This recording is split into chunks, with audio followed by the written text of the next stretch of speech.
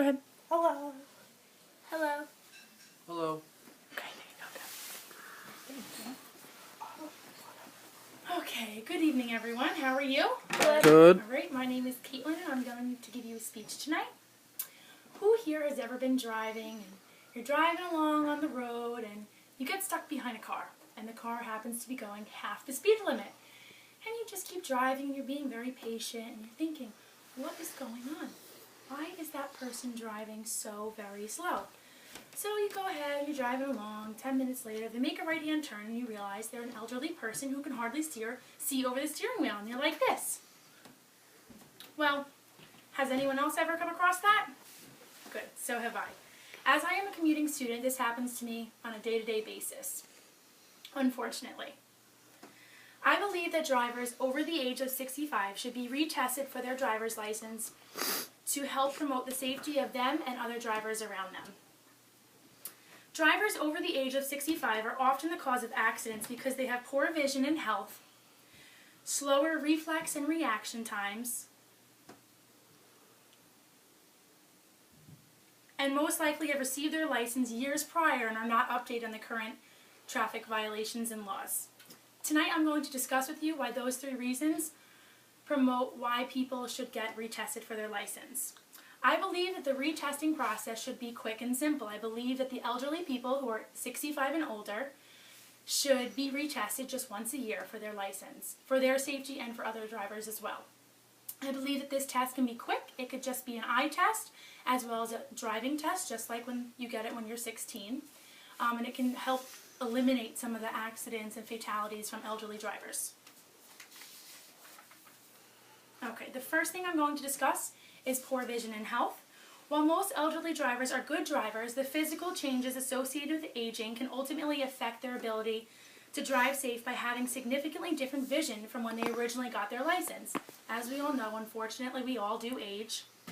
No matter how good their vision once was, 65 years later from when they originally got their license, things change. Elderly people are oftentimes also on medication, which can cause side effects such as someone being drowsy or often more sleepy than usual, which can also be the cause of many different accidents. According to the U.S. Census Bureau, there were nearly 30,000 registered people over the age of 65 with their license in 2009. Out of those 30,000 people, 8,000 of them were involved in fatal car accidents in 2009. Almost half of these accidents were caused because of health and vision related purposes. The next thing I'm going to discuss with you is slower reflex and reaction times. According to a May 2, 2007 article in U.S. Today titled Older Dangerous Drivers, a Growing Problem, a 90-year-old by the name of Elizabeth Grimes ran a red light, hitting a 17-year-old girl as she was driving to school one morning. 5 days later, the teen died from injuries sustained in the accident. This is a prime example that elderly people can have slower reaction times. If she had seen the red light prior, she could have stopped and that girl could have been saved. I believe that drivers' reflexes and reaction times, which is needed for braking and judging the road, is imperative to their safety of themselves as well as other drivers on the road. The same article tells us that road safety analysis predict that by 2030, elderly people will be responsible for 25% of all fatal car accidents in the U.S. That's a staggering number and something that we could definitely reduce. Those are frightening statistics which can be brought down if we do take the right precautions. Retesting for driver's license would help bring those statistics down if everyone over the age of 65 was just retested once a year, and possibly some out of those 25% of those car accidents could be reduced.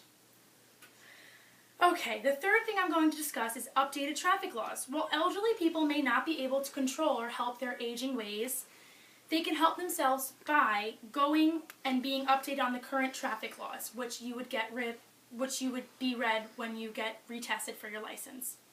Many accidents are caused by people being unaware of traffic violations. That right on red that person made to cause that accident, well, if he had just known that in New York City there are no right on reds anymore. Unfortunately, 60 years ago when he got his license, that was allowed. Because elderly people have had their license for so many years, they are not aware of all the new potential dangers.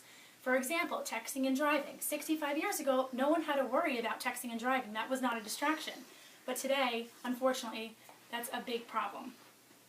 According to smartmotorist.com, behavioral factors that contribute to senior citizen car accidents are poor judgment in the left-hand turns, drifting within the traffic lanes, and the decreased ability to change behavior in response to an unexpected or rapidly changing situation.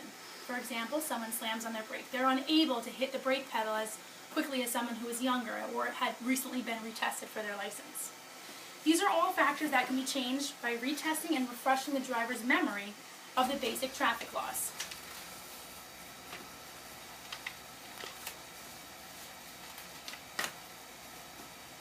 As you can see, there are lots of incidents and accidents involved with elderly drivers.